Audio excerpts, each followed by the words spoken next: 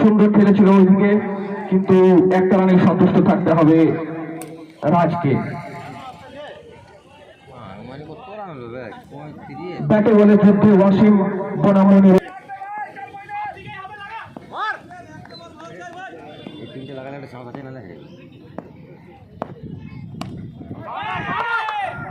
তুলেছে আকাশের দিকে, আকাশ ছুঁয়ে নিচে, কিন্তু স্কোর বোর্ডে 6টি রান।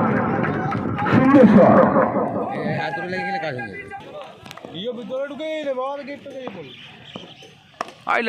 আবারও তুলেছে আকাশের দিকে, বল উপরে নিচে, ফিল্ডারকে ঠকিয়ে বল গেল সীমারেখার বাইরে। 6টি রানের জন্য আবারও স্কোর বোর্ডে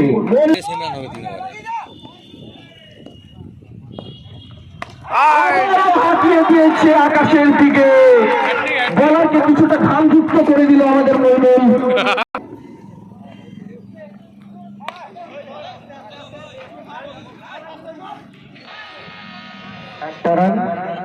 একটা রানেই সন্তুষ্ট থাকতে হবে।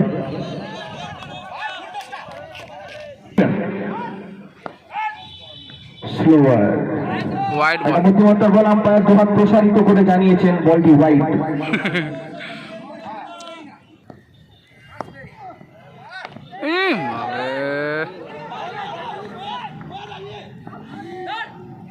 একটা কাছাকাছি মামলা হতে পারতো, কিন্তু রাহি একটুর জন্য মিস করে গেল এবং একটা লোয়ার ফুল টস ছিল। যাই হোক, একটা রানে সন্তুষ্ট থাকতে হবে ব্যাটসম্যানদের। বলটা 6 মারারই বল ছিল।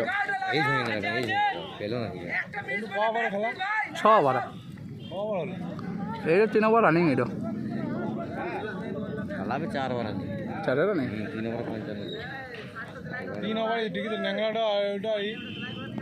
না না, ওয়াসিম 2 ওভার করেছে। আবারও একটা ডট বল। রাহি প্রতি একটা ডট বলে ভরসা জিতে নিয়েছে নিজের দলের অধিনায়কের। চেষ্টায় আছে ব্যাটসম্যানরা। একটা বড় শট আসবে কি এই ওভারে? খালনায় চলে এসছে, আচ্ছা খালনায় চলে এসছে আমাদের মুন্না।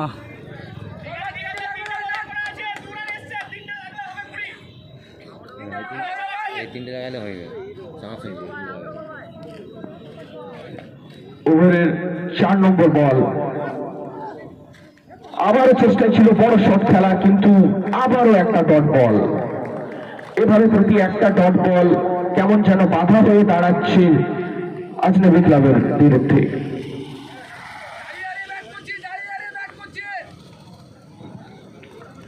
রাজকে কিছুটা চিন্তায় দেখা যাচ্ছে, তবুও চেষ্টায় আছে বড় শট আসবে এই ওভারে। পুঞ্জ গেলে তো কাজ হতো। চেষ্টা করেছিল একটা বড় শট খেলার, সেখানে ফিল্ডার নিজে তালুবন্দী করেছে বলকে এবং 1টি রানের জন্য সন্তুষ্ট থাকতে হবে আমাদের আজনবী ক্লাবকে।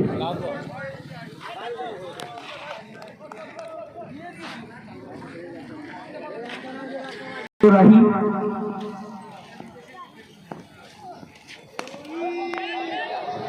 উপরে বল, নিচে ফিল্ডার দুটো ছুটছে, চেষ্টা করেছিল কিন্তু হলো না, এবং 4টি রান যোগ হলো স্কোর বোর্ডে। অনেকটাই ভাগ্যশীল ছিল মইনুল।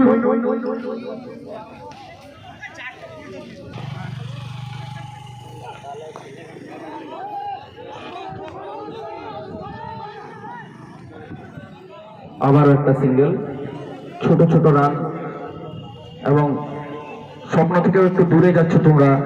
হয়তো তোমাদের দরকার এখন বড় বড় করে একটা শটের, যেখানে সীমারেখার উপর দিয়ে 6টি রান এনে দেবে তোমাদেরকে। চেষ্টায় থাকো মইনুল, এখন অসম্ভব কিছু নয়।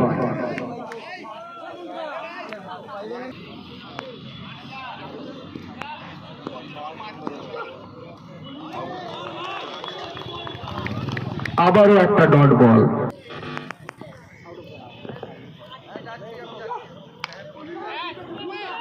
এই যে একটা লেগেছিল, ফিল্ডার বল চেস করতে, কোনো রান নয়, অর্থাৎ আবারও একটা ডট বল।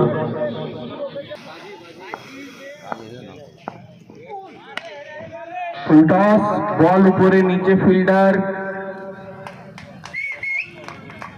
আম্পায়ার একটু চেক করে নেবেন, ওটা আউট ছিল। যাই হোক, স্বপ্নে আরো একটা আঘাত থেকে বেশ অনেকটাই, তবু অসম্ভব কিছু নয় এখনো। ক্রিকেটে আমরা 5 বলে 30 চেঞ্জ হতেও দেখেছি, আবার 6 বলে 3 রান ডিফেন্ড হতেও দেখেছি। ক্রিকেটে পরবর্তী মুভটা কি হবে হয়তো কেউ বলতে পারে না, তবু চেষ্টায় থাকবো। পরবর্তী ব্যাটসম্যান রাকেশ।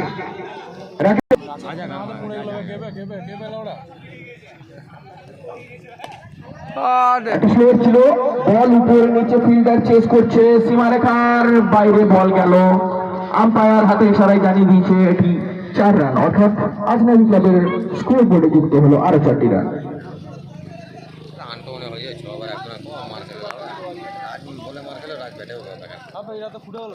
হ্যাঁ আজনাবি ফুটে গেল। জাহাঙ্গীরের টিম এবং পীরতলার টিম, তোমরা মঞ্চের সামনে এসো, পরবর্তী খেলা তোমাদেরই আছে। ভালোই লেগে তোমাদের 2 অধিনায়ককে এখানে ডাকছি, অর্থাৎ টস হবে পরবর্তী ম্যাচের জন্য।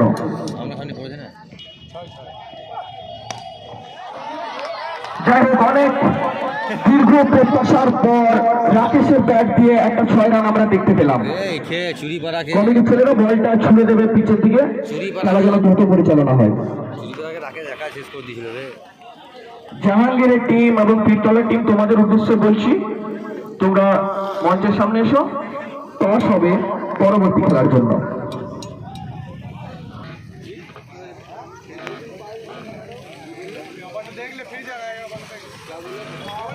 প্রথম আম্পায়ার দুহাত প্রথম করে জানিয়েছে বলটা ওয়াইড।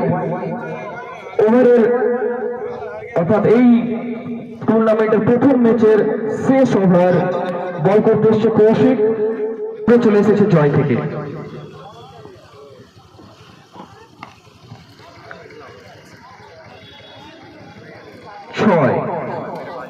এই চেষ্টাটা একটু আগে দরকার ছিল।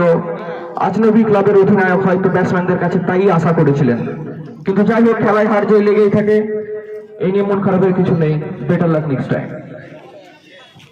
পীরতলা এবং জাহাঙ্গীরের টিম, তোমাদেরকে আবারও মঞ্চের সামনে দেখে নিচ্ছি, টস হবে পরবর্তী ম্যাচের জন্য। ফোন করলাম 6 আবারও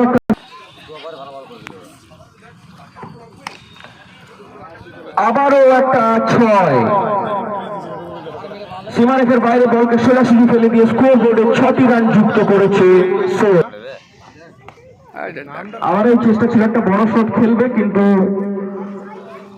ভাগ্য সাথ দিল না, না হয় ব্যাট সাথ দিল না, আর না হলে বলারের কৃতিত্ব, কোন একটাকে স্বীকৃতি দিতেই হবে। ব্যাট হাতে আবারও প্রস্তুত রাজ।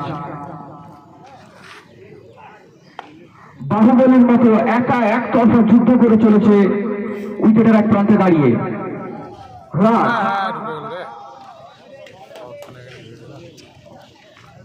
তোমার এই লড়াই আজকে দর্শকের মন জয় করে নিয়েছে, সত্যি অনবদ্য। বলটা এনে দিও কমিটির ছেলেরা, বলটা ওদিকে চলে গেছে, পাঁচিলের ওদিকে।